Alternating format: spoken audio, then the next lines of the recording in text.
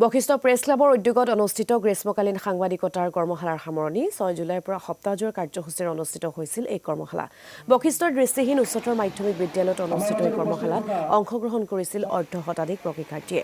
সামৰণি অনুষ্ঠানত প্ৰশিক্ষাৰ্থীসকলক প্ৰদান কৰা হয় প্ৰমাণপত্ৰ। উপস্থিত থাকে দিছপুৰৰ সমজিলা আয়ুক্ত বিমান দাস, গুৱাহাটী প্ৰেছ ক্লাবৰ সম্পাদক তথা প্ৰতিদিন টাইমৰ সাংবাদিক অমৰেন্দ্ৰ ডেকাৰ লগতে কেইবাগৰাকীও বিশিষ্ট ব্যক্তি।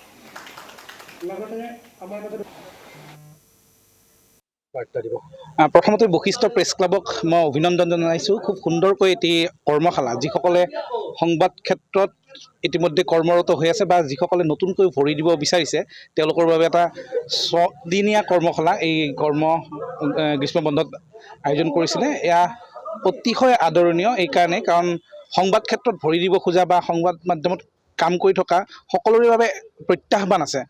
সংবাদ ক্ষেত্ৰখনত সদায় নতুন নতুন বিষয়, নতুন নতুন টেকন'লজি আহি আছে। গতিকে এনে সময়ত এনেধৰণৰ প্ৰশিক্ষণবিলাকে সংবাদকৰ্মীসকলক বা সংবাদ জগতত ভৰি দিব খোজাসকলক নিশ্চয়কৈ যথেষ্টখিনি উপকৃত কৰিব। আৰু আমি দেখিছোঁ যে যথেষ্ট সংখ্যক শিক্ষাৰ্থীয়ে ইয়াতে অংশগ্ৰহণ কৰিছে। ই এটা অতি ভাল পদক্ষেপ।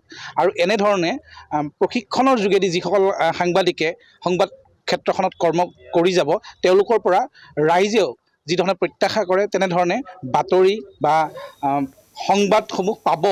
সেই